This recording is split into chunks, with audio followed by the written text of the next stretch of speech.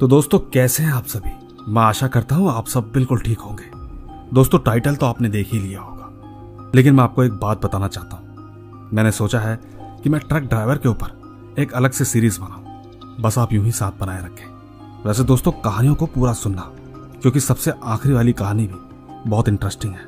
और हाँ, अगर आप ये चाहते हैं कि मैं आपकी कहानियों को अपनी आवाज दूं, तो कहानियां सुनने के बाद आप मुझे इंस्टाग्राम पर अपनी कहानियां भेज सकते हैं। साथ के साथ मुझे फॉलो भी जरूर कीजिएगा। तो ठीक, जल्दी से अपने अपने हेडफोन लगाएं और अब शुरू हो जाए मेरे यानी महेश के साथ। दोस्तों मेरा नाम रिक्की है और मैं झारखंड धनबाद से हूँ। आज जो कहानी मैं आप सबको सुनाने वाला हूँ वो एकदम रियल कहानी है। सुनने के बाद आप नीचे कमेंट्स में जरूर बताइएगा। तो ठीक, अब मैं अपनी कहानी स्टार्ट करता हूँ। ये कहानी एक ट्रक ड्राइवर की मौत की सच्ची कहानी है। ड्राइवर ने रात में एक लंबा सफर शुरू किया। वो बहुत ज्यादा थका हुआ था, लेकिन उसे पता था कि उसे अपने गंतव्य तक पहुंचना होगा। वो ठीक अपने ट्रक में बैठा और ड्राइविंग शुरू कर दी। रास्ते में उसने एक अजीब सी महिला को सड़क के किनारे देखा, जो कि मदद के लिए इशारा कर रही थी। ड्राइवर ने बिना सोचे समझे उसे सीधा बैठने का इशारा किया। महिला ने बैठते ही कहा कि मैं यहां फंस गई हूं, कृपया मुझे अपने साथ ले जाओ। ड्राइवर ने उसे चुपचाप पीछे बैठने का इशारा किया, लेकिन दोस्तों जैसे ही ड्राइवर ने पीछे मुड़कर देखा तो महिला गायब हो चुकी थी। ड्राइवर ने यह सोचा कि वो बहुत ज्यादा थका हुआ है। उसने चुपचाप फिर से ड्राइविंग शुरू कर दी, लेकिन कुछ ही देर बाद उसने पाया कि महिला उसके ट्रक में बैठी है। उसकी आंखें लाल हैं और चेहरा पीला। ड्राइवर को महसूस हो चुका था कि आज वो फंस चुका है और यहां से अब निकल नहीं सकता। महिला ने कहा कि तुम मुझे यहां तक ले आए हो और अब मैं तुम्हें अपने साथ ले जाऊंगी। दोस्तों कुछ ही दूरी पर वो ट्रक किसी पेड़ से टकराकर उल्टा पाया। कहते हैं कि कई ट्रक ड्राइवर उस सड़क पर अपनी ड्राइविंग करते समय जान गंवा चुके हैं।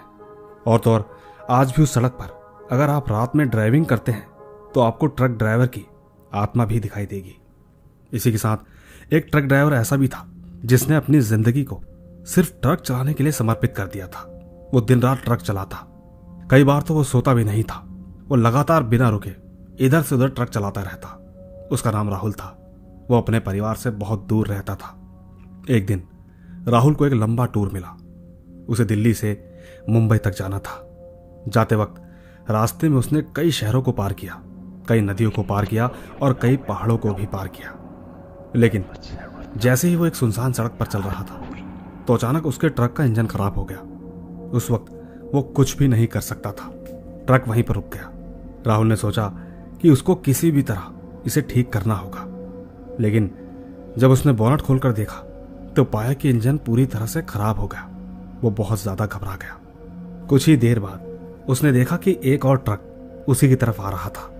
ट्रक वाले ने राहुल से पूछा कि क्या हुआ भाई साहब। राहुल ने उसे बताया कि उसका ट्रक खराब हो गया है। दूसरे ट्रक ड्राइवर ने कहा कि वो उसकी मदद करेगा, लेकिन जब दोनों ने मिलकर ठीक करने की कोशिश की तो पता चला कि ये तो बहुत ही मुश्किल काम है। कोई भी जुगाड़ काम नहीं आ रहा था। दोनों उसे ठीक करने में लगे ही थे कि अचानक उनकी नजर एक अजीब से ट्रक ड्राइवर पर पड़ी, जिसका चेहरा पूरी तरह से खराब था। वो बड़ी ही तेजी से लड़खड़ाते हुए उन्हीं की तरफ आ रहा था। दोनों तेजी से भागे। भागते भागते वो एक सुनसान गांव में पहुंच गए और चुपचाप कहीं छिप गए। वो साफ साफ उस आदमी को लड़खड़ाते हुए देख रहे थे। उसके हाथ में एक अजीब सा डंडा था। ऐसा लग रहा था मानो कि अगर हम उसके सामने चले जाते तो शायद वो हमारा सर खोल देता। दोस्तों उनकी किस्मत बहुत अच्छी थी कि वो लड़खड़ाते हुए गांव में कहीं खो गया। इसके बाद उन दोनों ने चुपचाप वापस अपने ट्रक में जाने की सोची। वो धीरे धीरे अपने ट्रक पर पहुंचे ही थे कि तभी गांव का एक आदमी वहां से गुजर रहा था। उसने देखा कि एक ट्रक खराब है और दूसरा ट्रक ठीक उसके सामने ही खड़ा है। उन दोनों ने तुरंत ही उस आदमी से कहा कि क्या भाई साहब यहां पर कोई ट्रक ठीक कर सकता है। उस आदमी ने कहा इस वक्त तो कुछ भी ठीक नहीं हो सकता, बस आप जल्दी से यहां से निकल जाइए, क्योंकि इस जगह पर ऐसा कुछ होता है जो समझ में नहीं आता। ये जंगल मौत का जंगल है। दोस्तों इतना कहकर वो आदमी जल्दी जल्दी कदमों से अपने गांव की ओर चला गया। ट्रक ड्राइवर ने तुरंत ही राहुल को अपने ट्रक में बैठाया और वहां से निकल पड़ा। दोस्तों जैसे ही वो जंगल पार हुआ तो राहुल ने तुरंत ही पुलिस वालों से कनेक्ट किया। पुलिस की एक टीम और एक गाड़ी ठीक करने वाला तुरंत ही उस जंगल पर पहुंचे। गाड़ी ठीक करने वाले ने जब देखा तो उसे 2-3 चीजें दिखाई दी। एक तो पानी का टैंक पूरा खाली था और दूसरा इंजन ऑयल कम होने की वजह से इंजन बहुत ज्यादा हीट कर रहा था, जिसकी वजह से वो डैमेज हो गया। फिलहाल उसने कुछ ना कुछ जुगाड़ करके उस ट्रक को स्टार्ट किया। कुछ इंजन ऑयल उसने पुलिस की गाड़ी से भी निकाला ताकि वो इस रास्ते को पार कर शहर की तरफ जा सके। दोस्तों, वापसी में राहुल ने ट्रक उस रास्ते पे इतनी तेज चलाया कि वो कहता है कि मैं बता भी नहीं सकता। खैर, वो दिन के समय निकला था ताकि अगर कोई दिक्कत भी हो तो कोई ना कोई मदद के लिए मिल ही जाएगा। बाकी दोस्तों, राहुल ये भी बताता है कि ट्रक चलाते हुए आज उसे 7 या 8 साल हो चुके हैं, मगर पहली बार उसने एक ऐसा एक्सपीरियंस किया जिसको वो ठीक से बता भी नहीं पाता। वो नहीं जानता कि आखिर वो आदमी कौन था, और तो और वो ये भी नहीं जानता कि दूसरा ट्रक ड्राइवर कैसे उसकी मदद के लिए पहुंचा। इनके बीच सबसे बड़ी बात तो ये है कि जब वो वापस जा रहे थे तो एक आदमी जो उन्हें मिला वो कौन था, क्योंकि उस वक्त रात के 3 बज रहे थे। खैर दोस्तों, ऐसी चीजें अक्सर देर रात अंधेरे में ही होती हैं। बाकी मेरी सभी ट्रक ड्राइवरों से यही विनती है कि जितना ज्यादा हो सके रात के समय लॉन्ग रूट पर कम ही निकले। धन्यवाद। तो दोस्तों, देखा आपने, ये थे रिक्की जी जो कि झारखंड धनबाद से हैं। कई लोगों को ट्रक ड्राइवर की कहानियां बहुत पसंद है। ठीक इन्होंने भी अपनी तरफ से जो हमें कहानियां दी, उसे सुनने के बाद आप नीचे कमेंट्स में क्या कहना चाहेंगे वो मैं देखना चाहूंगा। बाकी ले चलता हूं आपको एक और किस्से की ओर। आइए सुनते हैं। नमस्कार मेरे सभी दोस्तों को। दोस्तों, मेरा नाम अर्पित शुक्ला है और मैं यूपी में उन्नाव से हूं। जैसा कि आपको पता ही होगा कि मैं पहले भी इस चैनल पर 2 स्टोरी दे चुका हूं और आज की कहानी मुझे मेरी मां से पता चली है। दोस्तों, यह बात तब की है जब मेरा जन्म हुआ था, यानी कि 2006 में। ठीक इसकी शुरुआत भी तब से ही हुई थी। मैं आपको बता दूं कि मेरे जन्मदिन के 5 से 6 दिन पहले हमारे पड़ोस के मोहल्ले में एक लेडी की डिलीवरी के समय डेथ हो गई। और कहीं ना कहीं ये बात सत्य है कि जिस औरत की डिलीवरी के समय डेथ हो जाती है उसकी आत्मा जल्दी से इस दुनिया से विदा नहीं ले पाती। उनकी मौत के 5 या 6 दिन के बाद मेरा जन्म हुआ। उस समय न जाने क्यों मेरी माँ को सपने में दिखाई देने लगी। वो ठीक सपने में मेरी माँ से मुझे मांग रही थी कि क्या मैं तेरे लड़के को ले जाऊं। धीरे धीरे ये मेरी माँ के साथ रोज होने लगा था। वो अक्सर सपने में आती और मुझे मांगने की कोशिश करती, पर माँ बार बार उसे मना कर देती थी। कहती थी कि मैं अपना बच्चा तुझे नहीं दूंगी। लेकिन दोस्तों, वो औरत लगातार मेरी माँ को सपने में डरा रही थी। ऐसा तकरीबन 2 महीने तक चलता रहा। धीरे धीरे वो और भी ज्यादा डराने लगी, लेकिन माँ ने कभी भी हाँ नहीं की। धीरे धीरे माँ ने परेशान होकर ये बात मेरी नानी और मामी से बताई। मामी के 2 भाई हैं जो कि बहुत नेक दिल और अच्छे हैं। उन्होंने मेरी माँ को एक बाबा जो कि पीपल वाले बाबा के नाम से जाने जाते हैं, वो बहुत ही पहुंचे हुए और नेक दिल के बाबा हैं, वो ठीक माँ को उनके पास लेकर गए। दोस्तों, बाबा ने जो बताया उसे सुनकर माँ के होश उड़ गए। बाबा ने कहा कि जो औरत तेरे सपने में आती है, अगर उसके बच्चा मांगने पर तू हाँ कह देती तो वो 1-2 दिन में ही तेरे बच्चे को हमेशा के लिए लेकर चली जाती। खैर, मामी के भाइयों ने उनसे पूछा कि बाबा इससे कैसे छुटकारा पाए। बाबा ने कहा कि वो एक अतृप्त आत्मा है, ऐसे नहीं छोड़ेगी, उसको किसी की जान चाहिए, तब जाकर ये सब ठीक होगा। बाबा ने कहा कि आज रात हम एक पूजा करेंगे। शाम होते ही उन्होंने हवन के चारों ओर एक सुरक्षा घेरा बनाया और फिर हवन शुरू किया। माँ ने बताया कि उस वक्त उन्होंने हवन में सूखी मछलियों की आहुति दी और फिर उन्होंने ये भी कहा कि यहां से थोड़ी दूर एक तालाब है, वहां पर एक पीपल का पेड़ है, तुमको वहां पर अकेले जाना होगा और उस तालाब में 7 बार डुबकी लगाकर 1 लोटा जल और 17 प्रकार की मिठाइयां उस पेड़ पर चढ़ानी होगी। तुम्हें वहां ऐसा कहना होगा कि ये सब स्वीकार करो और मेरे बच्चे को मत ले जाओ। बस इतना ही कहकर तुम्हें वापस आना है। ध्यान रहे, कहीं कुछ भी हो पर तुम्हें वापस पलटकर बिल्कुल नहीं देखना है। अगर तुमने गलती से भी देखा तो वो तुम्हारे बेटे को ले जाएगी। दोस्तों, माँ ने ऐसा ही किया और मुझे बताया कि जब वो गई तो डर से उनके हाथ पैर कांप रहे थे और जब वो वापस आ रही थी तो उनको ऐसा लगा कि उनके पीछे बच्चा यानी कि मैं रो रहा हूँ। उस वक्त उनका बड़ा मन था कि एक बार पीछे मुड़कर देखूं, लेकिन उनको ये बात याद आई कि बाबा ने कहा है चाहे कुछ भी हो जाए वापस पीछे मुड़कर मत देखना। दोस्तों, इस सब के बाद बाबा ने फिर से एक पूजा की और मेरी माँ को उस हवन की राख दी जिसको मेरे सर पर लगाना था, और तो और उस राख को मेरे नहाने के पानी में भी मिलाना था। दोस्तों, इसके कुछ दिन बाद मामी के भाइयों ने बताया कि उन बाबा को अचानक पैरालिसिस अटैक हुआ है, जिसके कुछ दिनों बाद अब वो नहीं रहे। दोस्तों, कहीं ना कहीं मुझे ऐसा लगता है कि उन्होंने मुझे बचाने के लिए, क्योंकि देखने में उनका शरीर हर जगह से स्वस्थ था।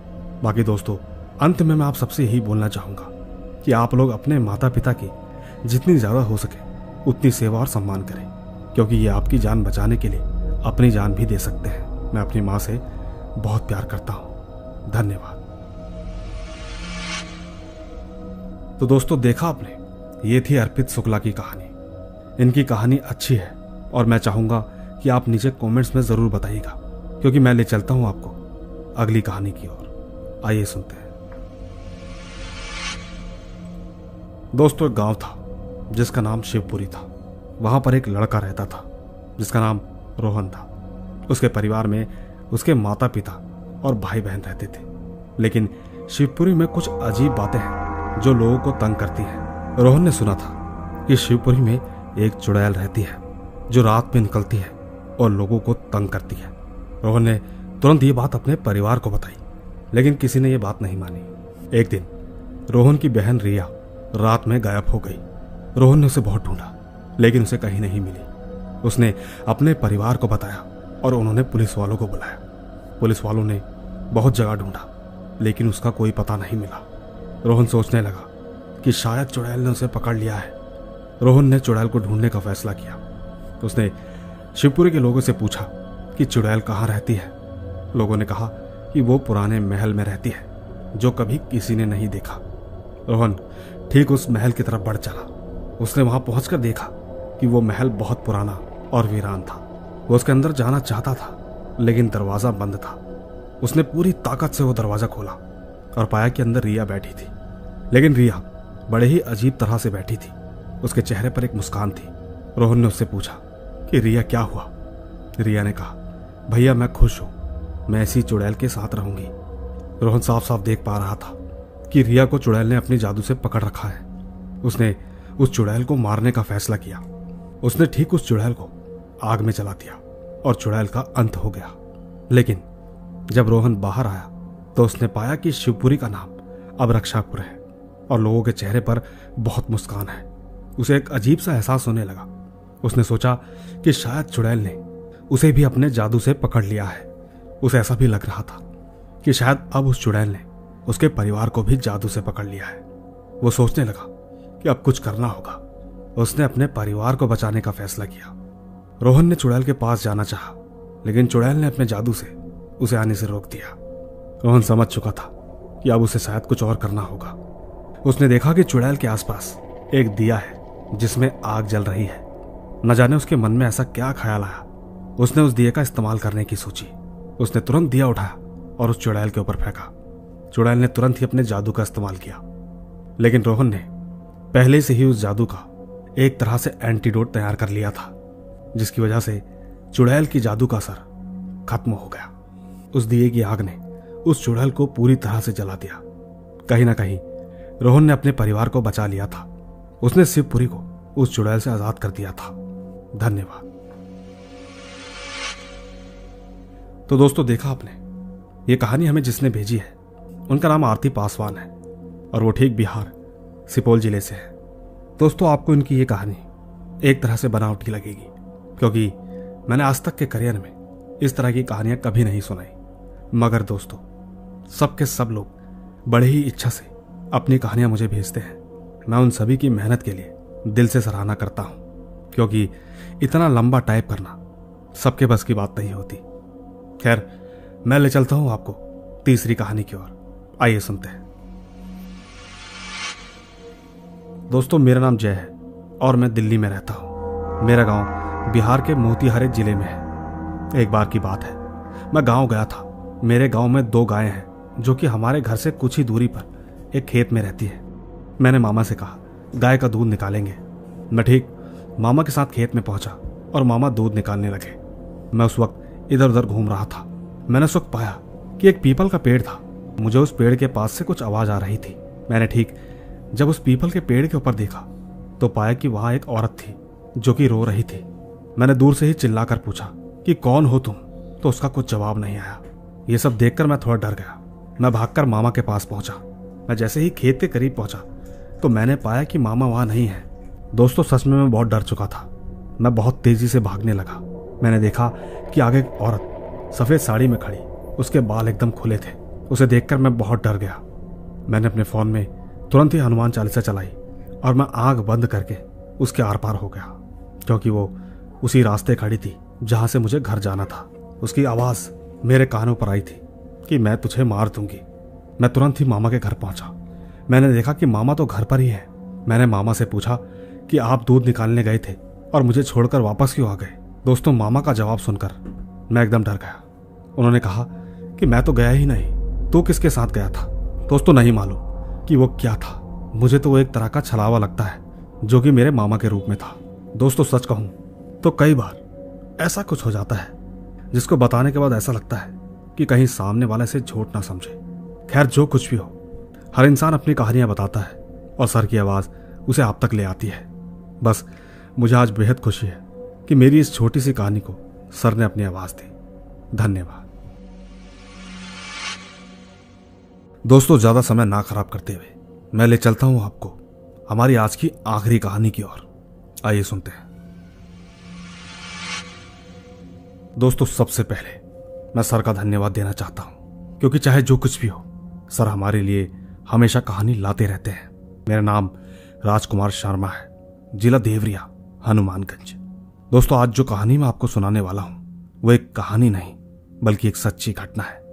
कहानी की शुरुआत से पहले आपको बता दूं कि मैं देवी देवता में सबसे ज्यादा हनुमान जी को मानता हूं, और ये बात तब की है जब मैं पंजाब से अपने गांव आया था। यही कोई अप्रैल का महीना था। जैसा कि आपको पता ही होगा, गर्मियों के दिन में सारे लोग छत पर या घर के आंगन में बाहर सोते हैं। ठीक उस दिन मैंने भी खाना खाकर अपना बिस्तरा बाहर लगा लिया। रास्ते के ठीक बगल में माँ ने मुझे बहुत बार मना किया, लेकिन मैंने उनकी बातों को नजरअंदाज किया।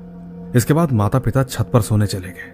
और हाँ, एक बात और, उस रात मैं अकेला बाहर नहीं था, बल्कि मेरे चाचा का लड़का भी ठीक मुझसे कुछ ही दूरी पर अपना बिस्तरा लगाया हुआ था।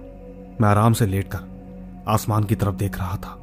वाकई ऐसे बाहर सोने में, ऊपर आसमान की तरफ देखने में बड़ा आनंद आता है। चांद अपनी पूरी रोशनी चारों तरफ फैला रहा था। अचानक मेरे चेहरे पर एक स्माइल आई और मैं चुपचाप सो गया। अब दोस्तों, आधी रात के वक्त मेरे घर में रहने वाले कुत्ते की गुर्राने की आवाज मेरे अचानक कानों में पड़ी। पहले तो मैंने ध्यान नहीं दिया, लेकिन हमारा कुत्ता समय के साथ और ज्यादा घूरने लगा। मैं एकदम से उठा और उठकर खड़ा हो गया। मैंने तुरंत ही अपना चप्पल उठाया और कुत्ते को मारने लगा। दोस्तों अब यकीन नहीं करोगे, मैं जैसे ही कुत्ते को मारता तो वो ठीक और दूर भाग जाता। वो दूर से ही मुझे लगातार गुर्राने लगा। लेकिन दोस्तों मैंने एक चीज पर ध्यान दिया, कुत्ता जब भी भौंक रहा था वो मुझे नहीं बल्कि मेरे बगल में देखकर भौंक रहा था। खैर उस वक्त मुझे कुछ भी समझ में नहीं आया और मैं चुपचाप बिस्तर पर लेट गया। तकरीबन 1 घंटे तक यही सिलसिला चलता रहा। मैं बार बार उसको भगाता और वो फिर भौंकने लगता। अभी तक तो सब कुछ ठीक चल रहा था, लेकिन मुझे क्या पता था कि आगे मेरे साथ क्या होने वाला है। थोड़ी ही देर में चांद बादल से ढक गया। ठंडी ठंडी हवाएं चलने लगी। अचानक मेरे तकिए के पीछे से सरसराने की आवाज आने लगी, जैसे कोई धीरे धीरे और लंबी सांस ले रहा हो। दोस्तों अभी तो ये शुरुआत थी, क्योंकि धीरे धीरे वो आवाज एक भयानक आवाज में बदल गई। मैं इतना ज्यादा डर गया कि मुझे पीछे देखने की हिम्मत नहीं हुई। साथ के साथ एक बात और थी, मेरे चाचा का लड़का वो बड़े ही आराम से सोया हुआ था। अब तक जो कुछ भी हुआ ऐसा लगा मानो कि जैसे उसने कुछ सुना ही ना हो। मैं बस ये सोच ही रहा था कि तभी मुझे ऐसा लगा कि जैसे कोई मेरे सीने पर बैठ गया और ठीक उसने मेरा गला पकड़ लिया। मैं बुरी तरह चिल्ला तो रहा था, लेकिन आवाज कहीं तक नहीं पहुंच रही थी। शरीर एकदम मानो जम सा गया था। मैंने चाचा के लड़के को उठाने की कोशिश की, लेकिन उसे कोई फर्क नहीं पड़ा। मेरी आंखों में आंसू थे। मुझे लग रहा था कि शायद आज मेरा आखिरी दिन है। 10 से 15 मिनट ऐसे ही चला अचानक वो चीज कभी गला छोड़ती थी तो कभी पकड़ लेती। मैंने मन ही मन हनुमान जी को याद किया। दोस्तों यकीन कीजिएगा, अगर आपको भगवान पर पूरा भरोसा है तो वो तुरंत काम करते हैं। जैसे कि वो जो कुछ भी था तुरंत वहां से हट गया। सब कुछ एकदम हल्का सा हो गया और तो और अब मेरी आवाज भी निकल रही थी। मैं आपको सच बता रहा हूं, इससे ज्यादा मैं आज तक कभी नहीं डरा। पर खैर, इसके बाद क्या हुआ अब मैं आपको वो बताता हूं। मैं ठीक जैसे ही नॉर्मल हुआ, मैं तुरंत बिस्तर से उठा और जल्दी से भागकर माता पिता के पास जा बैठा। मेरी आवाज सुनने के बाद वो दोनों जाग गए थे। लेकिन दोस्तों, कहानी में ट्विस्ट अब आता है। बात यह है कि मैं जैसे ही कुछ बताता उससे पहले ही वो आत्मा मेरे शरीर के अंदर आ गई। और ठीक इसके बाद की कहानी मुझे मेरी माँ ने बताई। माँ ने बताया कि मैं रो रहा था और साथ के साथ कुछ बड़बड़ा भी रहा था। कुछ पूछो तो गुस्से में आंखें लाल हो रही थी। उस वक्त माता पिता सब कुछ समझ चुके थे। बाकी आपको एक बात और बता दूं कि मेरे माता पिता तंत्र मंत्र के बारे में थोड़ा बहुत जानते हैं। कहते हैं कि उनके ऊपर जिन्न बाबा आते हैं। माँ भागकर नीचे से चावल और लौंग लेकर आई। पिताजी ने तुरंत ही कुछ मंत्र पढ़े और फूंक दिया। लेकिन दोस्तों, वो आत्मा जाने का नाम नहीं ले रही थी। मैं इतना चिल्ला रहा था कि अगल बगल के लोग भी आ गए।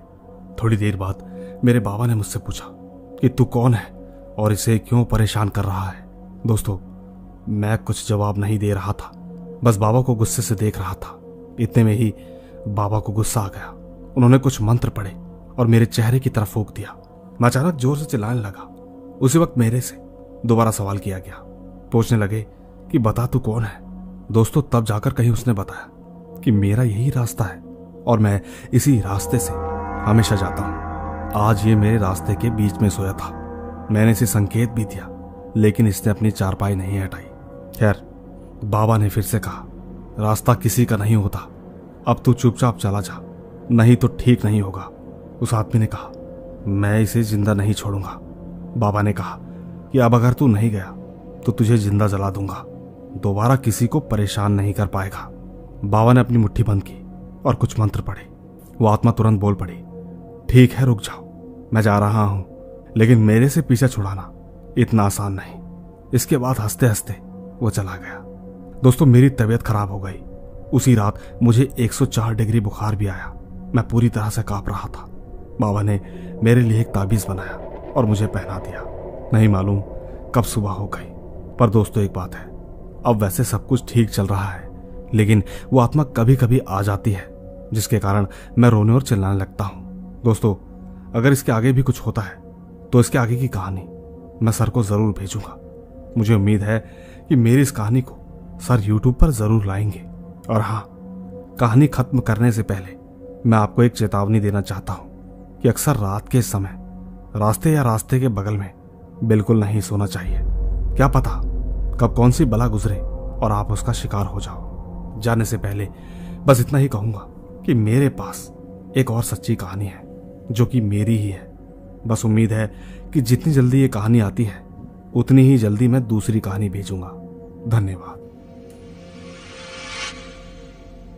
तो दोस्तों, ये थी हमारी आज की कहानियां। मुझे उम्मीद है कि आपको ये कहानियां जरूर पसंद आएगी। और जाने से पहले मैं आप सबसे ये कहना चाहता हूं कि कोई भी कहानी हो मैं अपने हिसाब से नहीं बनाता। जिस तरह आप सभी लोग प्यार से मुझे कहानियां भेजते हैं, मैं ठीक आप लोगों की इज्जत करते हुए उस कहानियों को आप तक लाता हूं। बस आप यूं ही इसी मनोरंजन में मेरे साथ जुड़े रहिएगा। बाकी जल्द ही मिलूंगा आपसे। बस आप तब तक अपना और अपने परिवार का ख्याल रखें। चलता हूं। Bye bye.